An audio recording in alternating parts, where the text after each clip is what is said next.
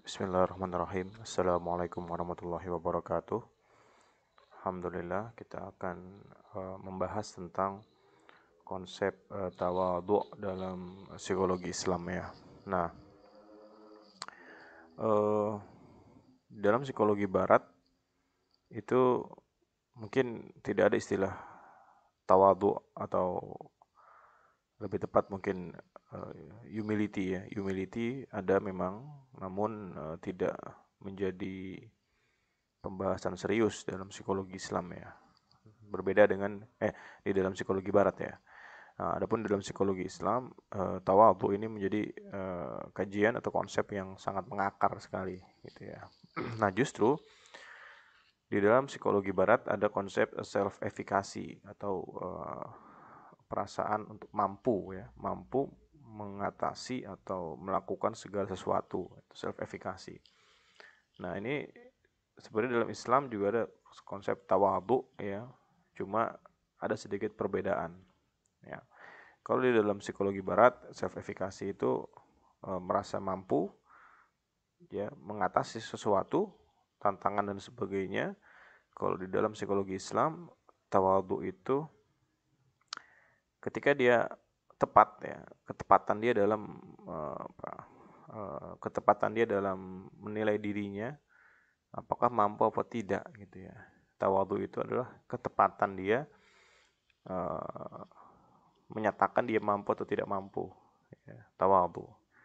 Maka tawadhu dalam ya, kalau kita lihat akar katanya ya, tawadhu ini uh, berakar dari kata wadu'a ya,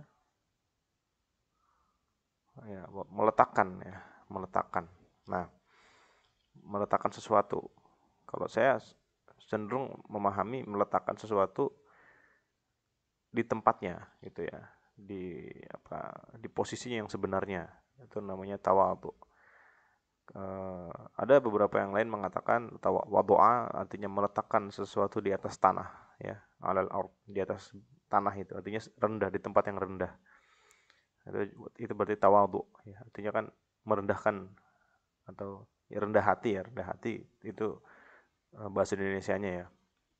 Nah, namun saya menganggap bahwa tawadhu ini konsepnya bukan menempatkan diri kita rendah ya, namun menempatkan diri kita pada tempatnya gitu ya, pada tempatnya.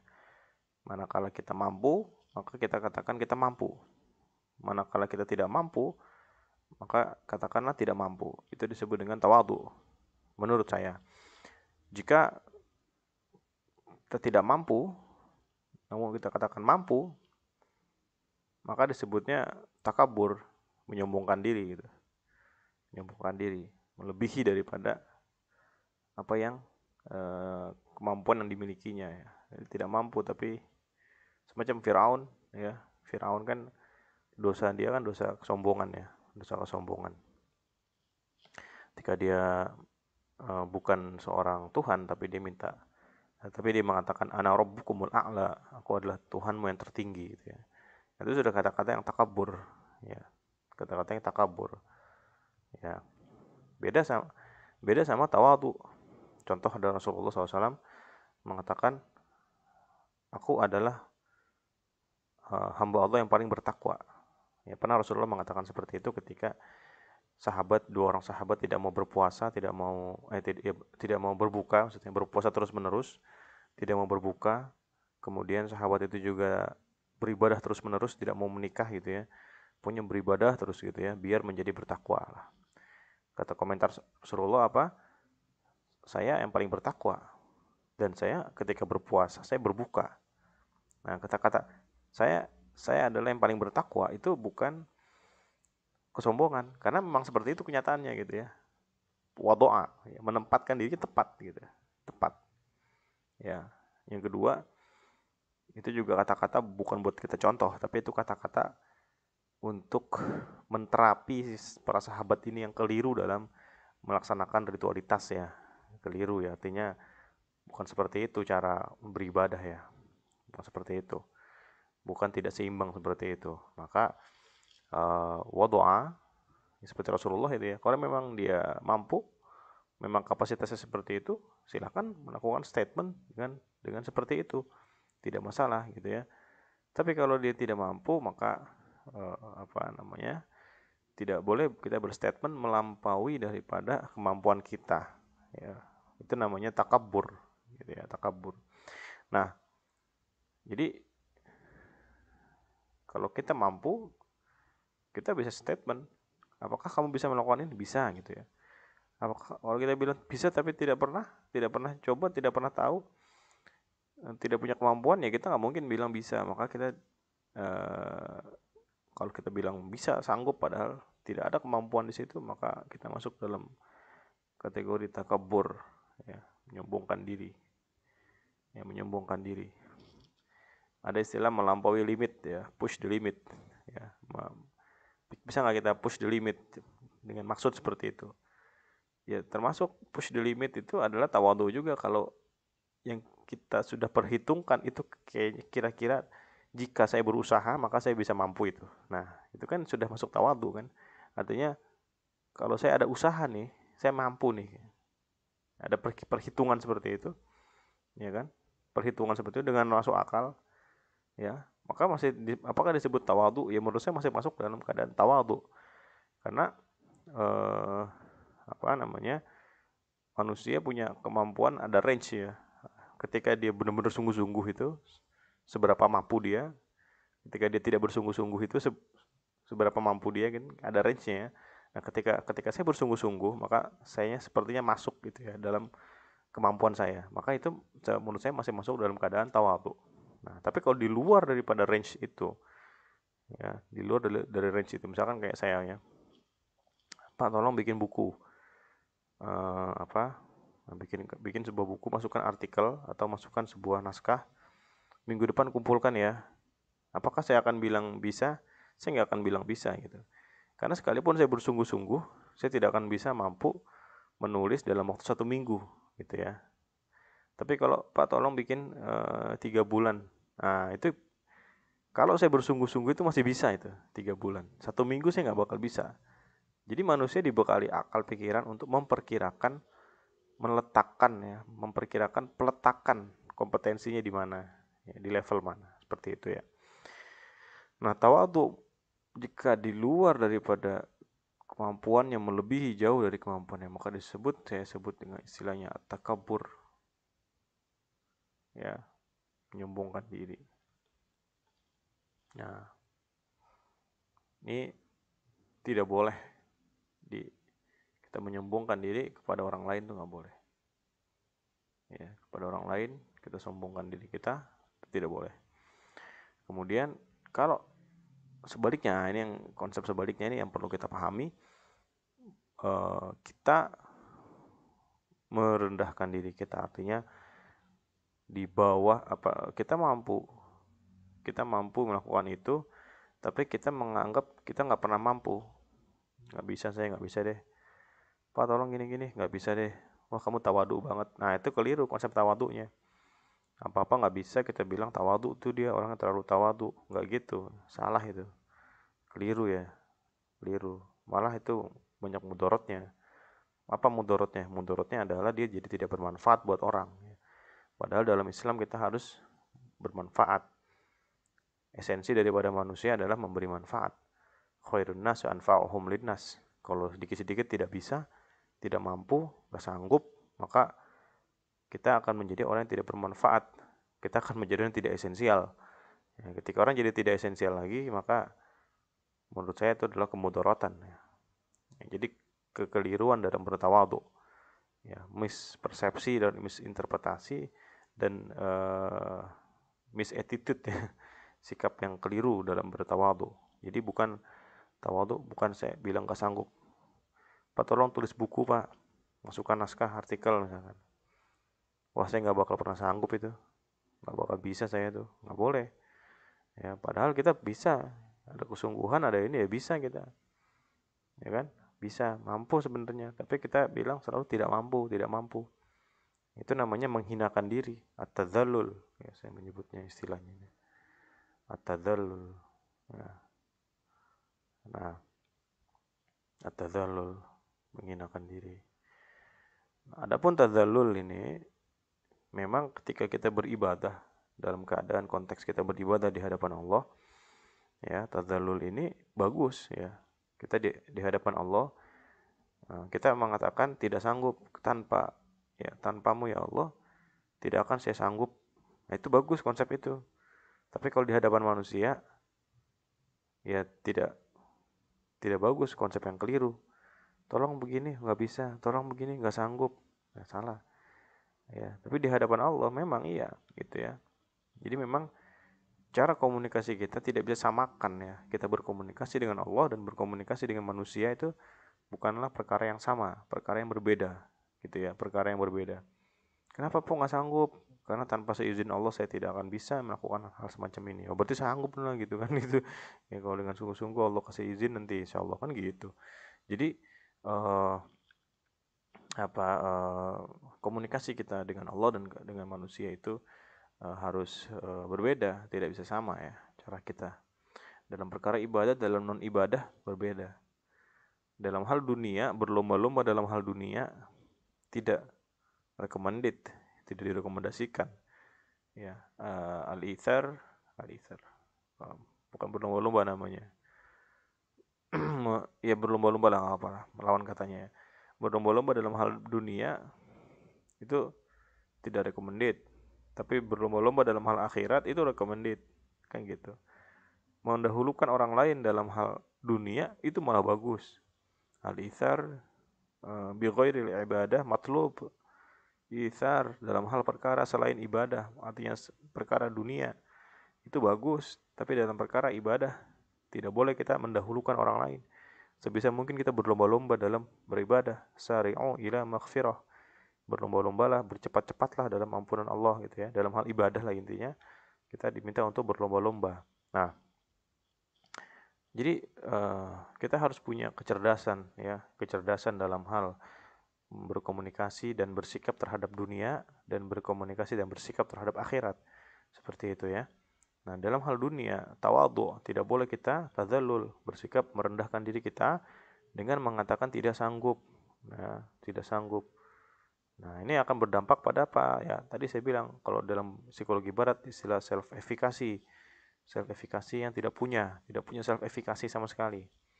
Tapi berbeda dengan self efficacy atau tawadhu. Itu self efficacy ada batasannya. Batasannya apa? Ya kita sendiri yang tahu batasan kita apa. Ya. Jadi self efficacy bukan mampu segala-galanya. Tapi ada batasan-batasan yang kita tahu, yang kita cerdas, punya kecerdasan di situ dalam melihat diri kita, ya, kecerdasan pribadi gitu ya, kecerdasan dalam memahami kepribadian kita, sejauh mana kita mampu dan tidak mampu, ya, sejauh mana kita mampu dan tidak mampu. Kalau kita selalu merasa tidak mampu, maka kita tidak akan pernah bisa belajar, tidak akan pernah bisa develop, ya. Dalam Islam kita harus develop, kita harus berkembang, ya. Dalam Islam kita harus berkembang, ya. Maka kita harus tahu mana kemampuan diri kita, batasan diri kita. Nah, keseimbangan antara itu, kemampuan itu, kecerdasan itu disebut dengan tawadhu, ya, tawadhu. Nah, jadi itulah tawadhu dalam psikologi Islam ya, konsepnya seperti itu. Nah, ini belum banyak dikembangkan, tapi saya sudah pernah develop skala itu dan ini ada di ini ya. Ini kan YouTube ya. Ini YouTube atau kalian buka aja SIM karya ilmiah saya di UI. Jadi search aja di Google ya. Karya Ahmad Rusdi UI gitu. Karya. Ya, karya. Nanti di sini muncul bagian karya ilmiah terus kalian download ini. Di sini ada tentang humility. Ini humility terjemahan bahasa Inggrisnya tawadhu ya. Cuman memang nggak sama ya, nggak persis dengan apa yang tadi saya jelaskan ya. Humility itu nggak persis sama. Tapi ya nggak apalah, saya sudah jelaskan itu ya. Di sini ada konsepnya, yaitu bahwa ada alat ukurnya juga, ada scale-nya juga. Di sini sudah saya tulis nih di jurnal ini bagaimana humility itu ada alat ukurnya di sini. Nah ini ya, ini kalau nggak salah ada 3 aspek. Humility, exalting Allah, humility dalam mengagungkan Allah, at-ta'zim ya. Jadi humility itu komponennya adalah at-ta'zim, yaitu mengagungkan Allah ya, mengagungkan Allah, at-ta'zim kepada orang lain, ta'zim kepada orang lain, takrim lah ya, ta'zim, menghormati lah, respect ya, respect ya.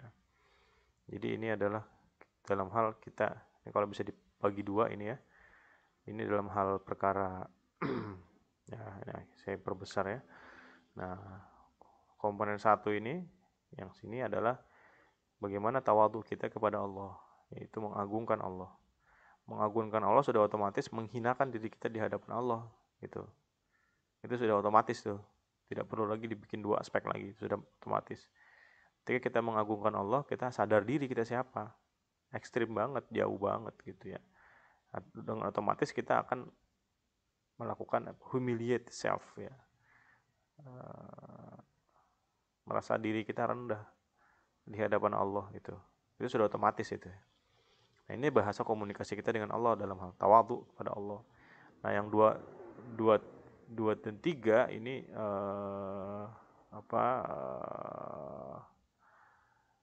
dalam hal kepada orang lain ya, kepada orang lain. 2 dan 3 ini ya. Bagaimana orang merasa banyak orang lain yang lebih baik daripada dia gitu ya. Ya, dan terkadang dia lebih buruk daripada orang lain seperti itu. Ini ada skalanya bisa digunakan ya. Jadi itulah tawadhu ya, secara konsep ya itu tadi ya, bagaimana secara aspeknya itu ya adalah tawadhu kita di hadapan Allah itu seperti apa dan kepada orang lain itu seperti apa gitu. Nah, dalam hal itu juga bersikap ya, tawadhu dalam hal bersikap. Artinya kita secara otomatis ketika kita tawadhu maka kita tidak akan pernah merasa paling baik, merasa paling benar, itu nggak akan pernah seperti itu, karena kita yakin bahwa selalu ada orang lain yang lebih baik daripada kita. Setidaknya kita tidak bisa mengalahkan level yang para nabi itu ya, para nabi, para rasul yang memiliki level kemuliaan tertinggi itu kan nggak bisa. Jadi otomatis kita pasti di posisi diungguli oleh orang lain ya, pasti itu. Maka pastilah kita tidak boleh merasa paling benar, karena pasti udah ada orang lain yang lebih unggul dari kita, pasti itu, nggak mungkin tidak, pasti. Dan kita pasti tempat salah, pasti, tidak mungkin tidak ya.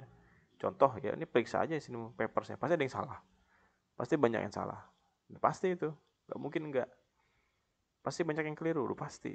Jadi tidak ada tempat bagi manusia sebenarnya untuk tidak tawadhu ya, tidak ada tempat, tidak ada kesempatan manusia untuk tidak tawadhu.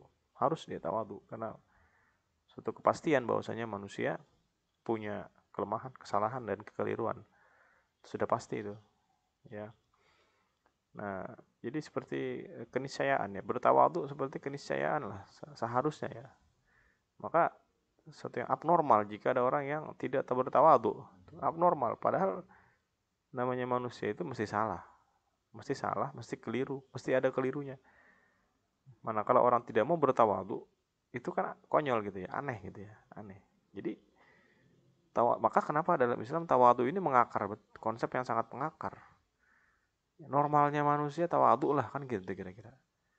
Normalnya manusia bertawadhu, ya, bertawadhu gitu. Ya, selalu merasa ada orang yang mengungguli dia, seperti itu. Baik kepada siapapun.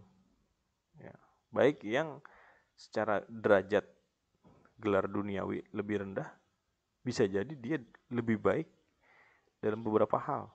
Saya seorang dosen dan mahasiswa, saya nggak pernah merasa si mahasiswa ini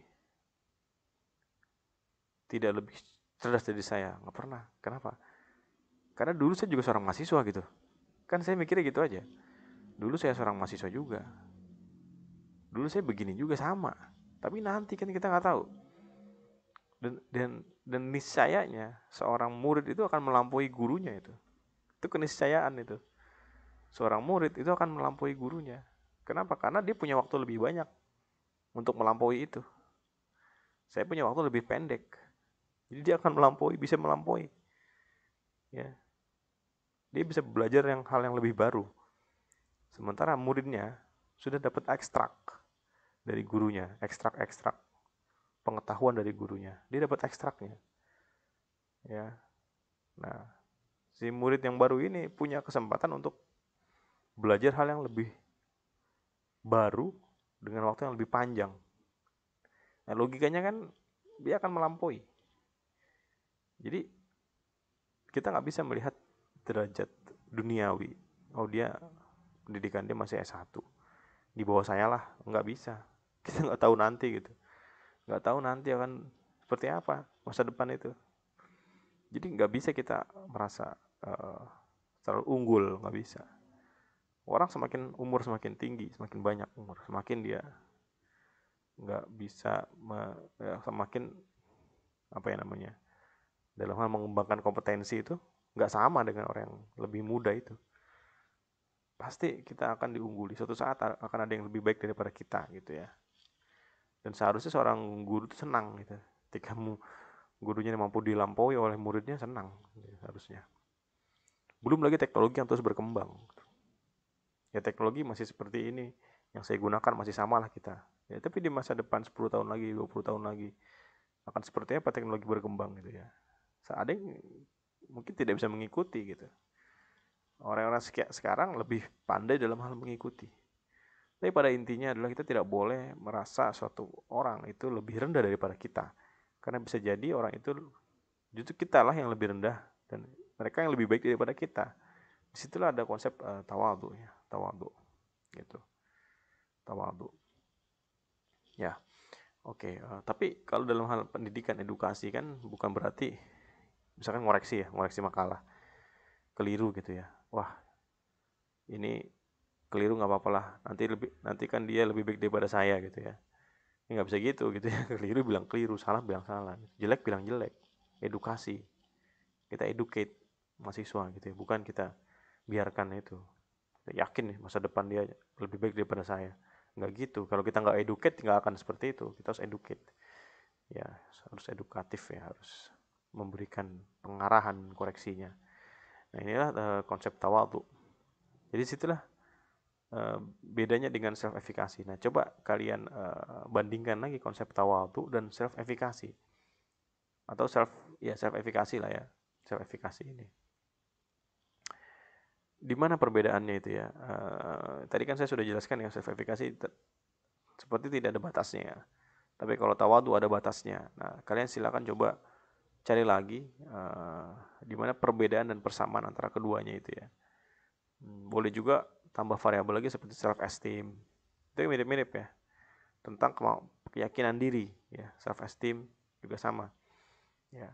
Nah, coba silakan pilih salah satu ya, bandingkan keduanya.